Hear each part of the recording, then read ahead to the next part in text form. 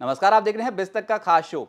1 फरवरी 2026 को रविवार वाले दिन आना है बजट। जब वित्त मंत्री संसद में ये बजट पेश करेंगी तो सबकी बहुत उम्मीदें होती हैं उस बजट को लेकर, लेकिन इस बार कुछ ऐसा हुआ है जो हमने आज तक कभी नहीं देखा था, और वो हुआ है सोने और चांदी के बाजार में अचानक से बहुत ही तगड़ी बिकवाली हुई है।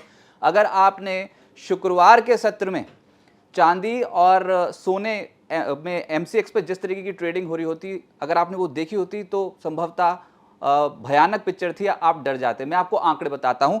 चांदी जो है वो लगभग 27% गिरी है, 1,08,000 रुपए के करीब। और जो अभी का लेवल आ गया है वो है 2,91,922, यानी कि मोटा मोटा 2,90,000 रुपए के आसपास आ चुकी है चांदी, जो ठीक एक ट्रेडिंग सेशन पहले 4,20,000 रुपए पे थी।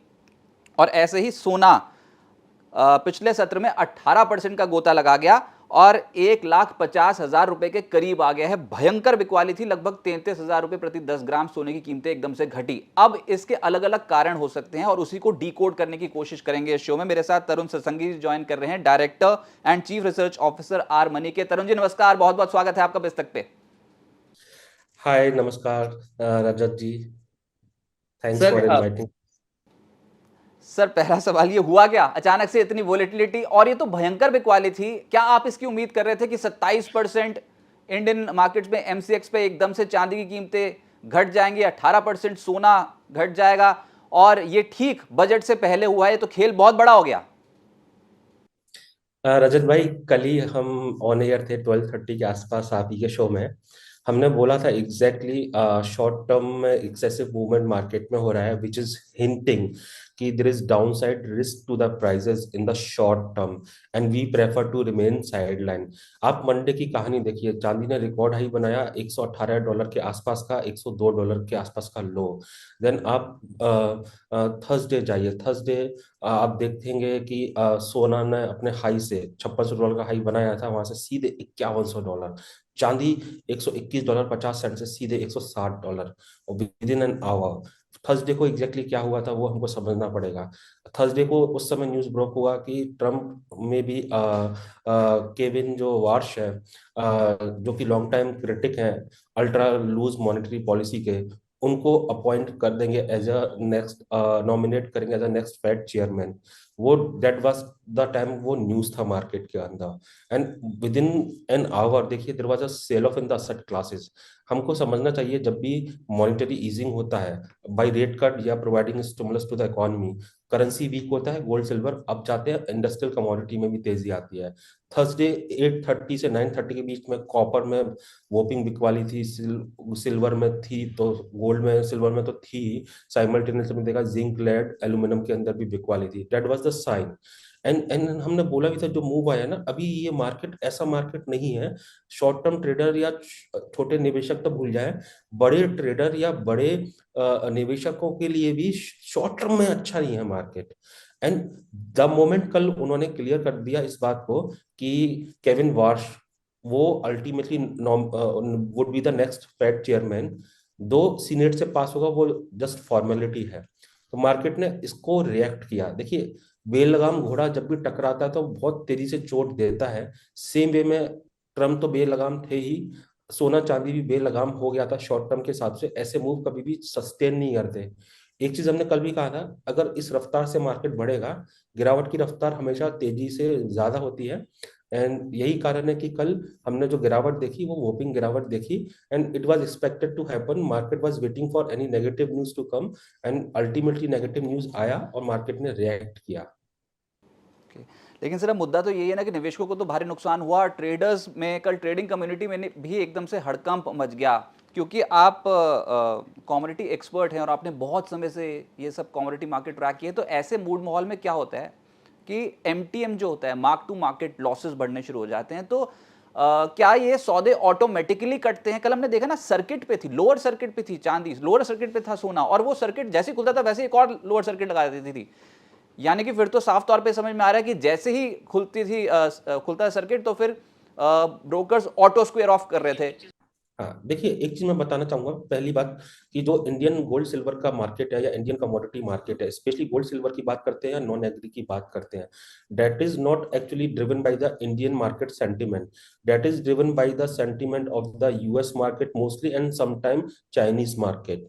तो अल्टीमेटली हमारे यहाँ जो नॉन एग्री कमोडिटीज के अंदर जो सर्किट लगते हैं वो एग्जैक्टली बस सम टाइम के लिए लगते हैं, क्योंकि there is a no circuit limit in case of commodities in the Comex.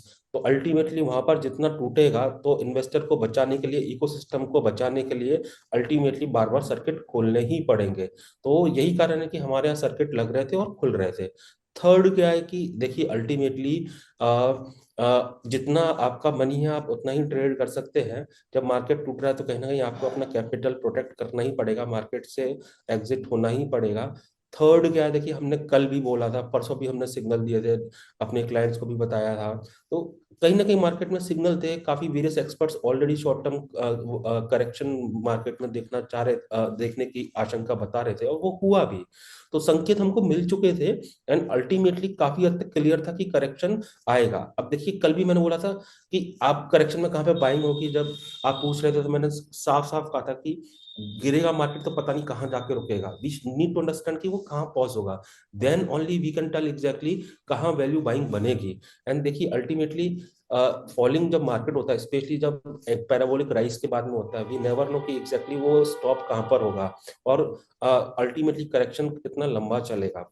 तो अल्टीमेटली जिनके पास फंड नहीं होगा उनका पोजीशन तो ब्रोकर काटेंगे ही, क्योंकि अल्टीमेटली रेगुलेटर भी अलाउ नहीं करते हैं बियॉन्ड फंड पोजीशन होल्ड करना। तो वो तो ऑटो स्क्वायर मोड पर होते हैं, the moment your fund is wiped about wipe out, वो ऑटो स्क्वायर ऑफ होगा। अदरवाइज आपको मार्केट में ब्रोकर के थ्रू फंड देना पड़ेगा आपको एक्सचेंज में। सर इसी को ही मैं थोड़ा सा और आपसे जानना चाहूंगा, क्योंकि जो मैं आंकड़े चेक कर रहा था उसमें सिल्वर का जो मार्जिन है कुल मिलाकर देख लो, चाहे इनिशियल मार्जिन, चाहे लॉन्ग शॉर्ट एडिशनल मार्जिन या फिर ईएलएम मार्जिन, सबको टोटल करके लगभग 34.25% का मार्जिन आ रहा है सिल्वर पे। और जो सोने का मार्जिन है उसमें भी ये सारी चीज़ें जोड़ लो तो 11.55% का मार्जिन आ रहा है। मतलब अगर आपको सिल्वर ट्रेड करना है तो 34.25% का मार्जिन रखना पड़ता है। क्या ये मार्जिन पूरा रख लिया जाता है? ब्रोकर्स के पास क्या इतनी कंफर्टेबल सिचुएशन है कि अगर ऐसा एबनॉर्मल सा मूव आ जाए और धड़ धड़ करके लोअर पे लोअर सर्किट लगने लग जाए तो शुक्र है कल 27% पे रुक गई, मार्जिन पड़ा हुआ 34% का, फिर तो ब्रोकर फोन करेगा क्लाइंट को कि भैया और दे दो पैसे। तो अभी तो क्या क्लाइंट तैयार होगा और पैसे देने के लिए, या फिर ये वाकई ब्रोकर्स के लिए सरदर्दी बन जाएगी? अब देखिए अल्टीमेटली ब्रोकर के लिए कोई सरदर्दी नहीं है। रीजन क्या है, अभी इकोसिस्टम बहुत चेंज हो गया। आज से 20-30 साल पहले was a different situation. You need to make a call to the client, then client से आप फंड अरेंज करते थे, वो फिर आपके 2-3 घंटे में ट्रांसफर होते थे, एंड आफ्टरवर्ड्स उसके बाद में वो एक्सचेंज को जाया करते थे। अभी तो चीजें इतनी फास्टर अप हो गई हैं, वो ऑन स्पॉट क्लिक पर ही सारी चीजें हो जाती हैं। प्लस सेबी के भी रूल काफी स्ट्रांग है।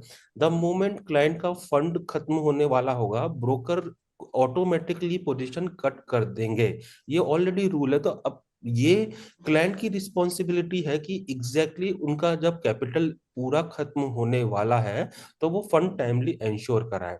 तो आप ये मान के चलिए कि लाइव मार्केट के अंदर ऐसा हुआ है, तो अल्टीमेटली जिन जिन क्लाइंटों ने टाइमली इंश्योर नहीं किया हुआ डिपॉजिट, उनकी पोजीशन ऑटोमेटिकली कट गई होगी। इधर ब्रोकर को कुछ भी इससे फर्क नहीं पड़ता, दे आर सिंपली फैसिलिटेटिंग और ट्रेडिंग, उसके लियो में उनको ब्रोकरेज मिलती है। एंड साइमल्टेनियसली क्लाइंट अगर उन्होंने किसी बेसिस पे पोजीशन बनाया है, and they know exactly risk to this market also. अब देखिए आप ही ने बोला 34% सिल्वर में मार्जिन था, क्यों बढ़ाया एक्सचेंज ने? अल्टीमेटली इसी वजह से बढ़ाया ताकि मार्केट में एक्सेसिव वॉलेटिलिटी को कर्व किया जा सके। और ये अभी नहीं बढ़ा है, काफी टाइम से है। साइमल्टेनियसली देखिए यूएस के अंदर भी देखिए $25,000 सिंगल लॉट बाय करने के लिए सिल्वर का पे करना पड़ता है, विच इज ह्यूज। तो ultimately these are the practices to curve the excessive volatility in the market. अब साइमल्टेनियसली 35% हर कोई नहीं दे पाएगा, 34-35%। तो एग्जैक्टली जो छोटे इन्वेस्टर है उनको बाहर निकालने के लिए एडवांस में ये ऐसे नॉर्म्स बनाए जाते हैं। एंड हाँ, ये अगर ओवरनाइट हुआ होता तो might have a painful situation for the ecosystem may be, क्योंकि 27% अगर मार्केट नेगेटिव खुलता तो वो पोजीशन कट गई होती और अकाउंट्स डेबिट में चले गए होते उस केस में ब्रोकर्स को रिकवरी करने में बहुत दिक्कत आ सकती थी। लेकिन नाउ क्योंकि अल्टीमेटली लाइव मार्केट में हुआ है, यूएस सेशन में हुआ है, एंड अल्टीमेटली हमने यूएस को फॉलो किया है, तो इससे क्या हुआ एग्जैक्टली हाँ, जिनकी बाइंग पोजीशन थी उनको लॉसेस जरूर हुए हैं, लेकिन ब्रोकर कम्युनिटी को इससे कोई नुकसान नहीं होगा। नुकसान नहीं हुआ है कल। नुकसान तो देखो क्लाइंट खोना अपने आप में नुकसान ही होता है, बट एज सच उनको कुछ नुकसान नहीं है इस एक्टिविटी से। अच्छा, लेकिन आप बोल रहे हो कि अगर ओवरनाइट अगर कुछ ऐसा हो गया होता तो फिर ब्रोकर्स को ये रिकवरी करने में दिक्कत आ सकती थी, इट्स अ पॉसिबिलिटी। तो अभी तो ये खेल शुरू हुआ है, we are at lower circuit, और अब जब अगली बार जब ट्रेडिंग करने उतरेंगे तो ओवरनाइट ही हो गया वो तो ये दिक्कत आ सकती है क्या? यही तो मुद्दा है कि एस्केलेट तो नहीं हो जाएगा कहीं फिर से इतनी फॉल आ गई एकदम से मार्केट खुलते ही, तो फिर लेने के दिन आने पड़ जाए, तो फिर तो जाएगी क्लाइंट को कॉल कि भैया पैसा लाओ। देखिए फ्यूचर कोई प्रेडिक्ट नहीं कर सकता साइमल्टेनियसली। अगर ये ओवरनाइट होता तो ये प्रॉब्लम आती, एंड अल्टीमेटली ओवरनाइट क्या मार्केट में होगा, अपना मार्केट का लिमिटेशन क्या है कि हमारा मार्केट गर्मियों में 11:25 पर क्लोज हो जाता है एंड विंटर में 11:55 पर, जबकि बाहर के मार्केट 24x5 चलते हैं। 1 घंटे का बस पॉज होता है, देन उसके बाद में ओटीसी के थ्रू टोटल 24 आवर मार्केट है, 24x5। इस वजह से अगर ओवरनाइट हुआ होता तो बाहर जो है कॉमेक्स में वहां के क्लाइंट्स को दिक्कत नहीं होती, बट हमारे डोमेस्टिक मार्केट को और ब्रोकर को हो सकती थी। खेल शुरू हुआ है इज नॉट, मैं उस तरीके से नहीं कहना चाहूंगा। एक चीज मैं आपको और बताना चाहूंगा यहाँ पर। अब जो बने हुए जो नॉमिनेट हुए हैं मिस्टर वार्श, जैसे कि मैंने कहा कि वो स्ट्रॉन्ग अपोनेंट हैं वो मिस केविन साहब, मॉनेटरी ईजिंग पॉलिसी के। 25 ईयर से वो यही बार बार इको कर रहे हैं, रिटोरिक है उनका। लेकिन आप सोचिए who is nominating mister Trump, and Trump क्या चाहते हैं। लास्ट ईयर से वो पवेल को प्रेशराइज कर रहे थे अग्रेसिवली रेट कट करो, and Powell was doing his nice job, expert थे। क्योंकि US economy higher inflation, degrowth concern, soft labour market, higher unemployment को फेस कर रही थी। टिपिकली ग्रोथ के साथ हायर इन्फ्लेशन होता है, higher growth higher inflation, lower growth lower inflation. अब लोअर ग्रोथ कंसर्न हो और हायर इन्फ्लेशन हो तो अग्रेसिव रेट कट नहीं हो सकते। अभी भी मैं कहना चाहूंगा ये जो अगर अपॉइंट भी होते हैं, मार्केट ने रिएक्ट कर दिया उनके पास्ट एक्सपीरियंस के सामने, बट मार्केट भूल गया ट्रम्प साहब क्या चाहते हैं और उनका एक्सपीरियंस पास्ट का क्या है। तो ये पपेट की तरह काम करेंगे। द मोमेंट ऑफिस रिज्यूम करेंगे तो मान के चलिएगा ये मैं कहूँ टाइम विल टेल कि ये जैसे चाहेंगे वैसे ही रेट कट करेंगे ट्रम्प साहब के रिक्वायरमेंट के हिसाब से। सो अल्टीमेटली अभी मार्केट ने रिएक्ट किया क्योंकि मार्केट को ट्रिगर चाहिए था। ये चीज समझनी चाहिए कि अल्टीमेटली ट्रम्प क्या चाहते हैं, और ट्रम्प जो चाहते हैं अभी वही मार्केट को ड्राइव करेगा। ऐसे दिन दोबारा देखने को मिलेंगे, can't be said aptly, but मुझे ऐसा लगता है कि काफी हद तक ओवरनाइट ओवर वीकेंड हमको सोचने का, एक्सपर्ट लोगों को, क्लाइंट को, मार्केट को सोचने का मौका मिला। जैसे मैंने आप ही के थ्रू रखा 25 साल का उनका लॉन्ग डिमांड भूल जाइए, लेकिन आप देखिए कि अपॉइंट किसने किया है, जिन्होंने अपॉइंट किया है ना वो क्या चाहते हैं। तो वो अगर एंगल से समझेंगे तो समझ में आएगा कि एग्जैक्टली क्या होगा मार्केट के अंदर। एंड अल्टीमेटली देखिए it's good to have a correction, but जो हुआ जिस तरीके से हुआ वो इंटरनेशनल ट्रिगर थे, ऐसा नहीं होना चाहिए था। बट ठीक है, we have to live with this. Okay.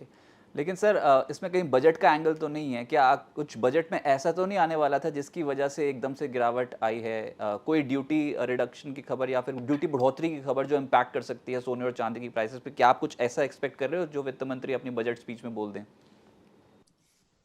देखिए हमने अभी रिसेंटली इस महीने में कई बार देखा है, there was a over shoot up in the prices, और in between kind of a correction in the prices of gold and silver. That is because of like कि क्योंकि मार्केट में मूवमेंट बेलगाम हो रहा था इंटरनेशनल मार्केट में। Plus US use to be epicentre for driving the golds prices. Now China emerge होके आ गया है, एंड चाइना में है ना प्रीमियम बहुत ज्यादा था compare to the US market. तो कहीं ना कहीं हमारा मार्केट चाइना को भी फॉलो कर रहा था, यूएस को भी फॉलो कर रहा था। एंड थर्ड थिंग क्या है कि एग्जैक्टली बजट थिंग जो होती है अभी भी, जैसे मैंने अभी कहा कि अभी इंडिया इकोसिस्टम इतना स्ट्रांग नहीं हुआ है कि गोल्ड सिल्वर के प्राइस को ड्राइव कर दे। अल्टीमेटली वो ये इंटरनेशनल कमोडिटीज है, एंड मेनली जो ड्राइव होती है अमेरिका से होती है। अमेरिका आज भी वर्ल्ड मार्केट के अंदर सबसे बड़ी इकोनॉमी है। किंग का आज भी खिताब उन्हीं के पास है। तो अब जो किंग चाहेगा वही अल्टीमेटली मार्केट दिखाएगा। तो अल्टीमेटली बजट से आप क्या हम क्या उम्मीद करेंगे? May be import duty cut होगा या हाइक होगा। हाइक कितना होगा? 2%, 4%, पास्ट में भी हुआ है। It's a one time game. 4% होगा, 4% प्राइस जंप कर जाएंगे जैसे ही होगा अनाउंसमेंट। 4% कट होगा तो 4% प्राइस टूट जाएंगे, बैक टू नॉर्मल। पास्ट में भी ऐसा हुआ है। और क्या उम्मीद कर सकते हैं? देखिए already jewellery industry rippled with the like no work. It's almost dead. Jewellery का डिमांड है ही नहीं पिछले 6-7 महीने से। लेबर खाली बैठी हुई है, ज्वेलर खाली पीली में पैसा दे रहे हैं उनको। सो अल्टीमेटली प्रॉब्लम है। तो अब उनका डिमांड क्या है? जीएसटी ऑलरेडी रेशनलाइज्ड है गोल्ड के केस में, सिल्वर के केस में, और रेशनलाइज हो जाएगा। 1% कम हो जाएगा, 1.5% कम हो जाएगा। अल्टीमेटली वो हो जाएगा तो उससे भी क्या बिजनेस बढ़ेगा? नहीं। अल्टीमेटली सोना और चांदी का, ज्वेलरी का डिमांड तभी आता है जब प्राइस गिरते हैं। बढ़ते भाव में हमेशा इनकी डिमांड गिरती है। पास्ट उठा के हम अगर देखते हैं, इन्वेस्टमेंट डिमांड बढ़ती है। सो अल्टीमेटली बजट का सोने चांदी की गिरावट से लेना देना होता तो ये एक्चुअली डोमेस्टिक मार्केट का मूवमेंट होता। China and ultimately US market तक नहीं जाता। और मैं फिर से कहना चाह रहा हूँ, थर्सडे 11:30 के आसपास ये आया था इनका नाम। मार्केट ने 1 घंटे में 10% का गिरावट दिया। कल द मोमेंट उनका हुआ कि ये नॉमिनेट कर दिया है ट्रम्प जी ने, देन उसके बाद में ये गिरावट आई है। तो it's a international event. Budget ultimately होता है वो इकोनॉमी के लिए, इकोसिस्टम के लिए अच्छा करने के लिए होता है। अगर ज्वेलरी इंडस्ट्री के लिए भी कुछ होता, क्योंकि वो ऑलरेडी इतनी प्रॉब्लम फेस कर रही है, तो बजट से तो अच्छे अनाउंसमेंट होता। और मे बी कल होगा। लेकिन मैं ये सोच रहा था कि ये तो शाम को हुई है गिरावट हमारे यहाँ पर जो भी एमसीएक्स पे हुई। पहले तो ये चांदी 13-14% के आसपास ही दोपहर तक गिरी हुई थी, वो तो एस्केलेट गिरावट हो गई एकदम से, दे दनादन टूट गई इवनिंग सेशन में। और जो ईटीएफ्स में पैसा लगाते हैं उनकी तो मार्केट बंद हो गई थी 3:30 बजे। तो 3:30 बजे ये 15-15, 20-20% नीचे थे ईटीएस। तो इम्पैक्ट तो पड़ेगा। ईटीएस वाले तो बहुत बुरी तरीके से लॉसेस कल झेल रहे हैं जिन्होंने पैसा डाला था। तो इन्वेस्टर्स के लिए आप क्या मैसेज देंगे? क्या ये जो गिरावट आई है जिसमें इतना नीचे आ गए हैं अचानक से सोने और चांदी के दाम, यहीं पर ही खरीद लें या फिर अभी थोड़ा वेट करें? अब आप कहां पर मानते हो कि कहां पर ये गिरावट रुक सकती है चांदी और सोने पे? देखिए ईटीएफ जिन जो होल्ड कर रहे हैं वो अपफ्रंट पेमेंट करके ही लेते हैं सारा का सारा।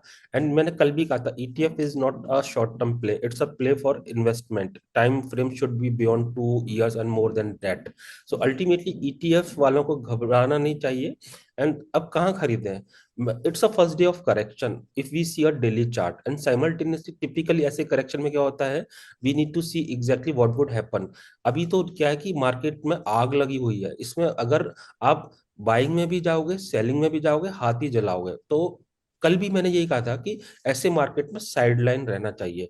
कल जब हम करेक्शन की बात कर रहे थे तो हमारा सिंपल स्टांस था, पहले हम रुकने का वेट करेंगे। अभी मार्केट में गिरावट रुकी है नहीं रुकी है पता नहीं। एंड एक और बड़ी चीज है जो हम अभी फिर से एक्चुअली हमको याद रखना है कि ईरान पर जो यूएस का लाइकली अटैक है, ईरान के साथ यूएस का जो वॉर हो सकता है, वो भला अभी टली नहीं है। मेनली वीकेंड पर ही ट्वीट आते हैं। ट्रूप ऑलरेडी वहां पर है 30,000 के आसपास। फर्दर उन्होंने भेज दिया है, एयर स्ट्राइक का भी प्लान है। एंड उधर क्या है कि ईरान भी बोल रहा है हम न्यूक्लियर प्रोग्राम पर बात तो कर सकते हैं, समझौता तो कर सकते हैं, लेकिन डरा के कराओगे तो भाई बंदूक मेरे पास भी है, चला मैं भी सकता हूँ। सो अल्टीमेटली बोथ साइड से है ये। अभी जो हीटिंग एनवायरनमेंट है वो भी तो हमको साथ में ध्यान रखना है।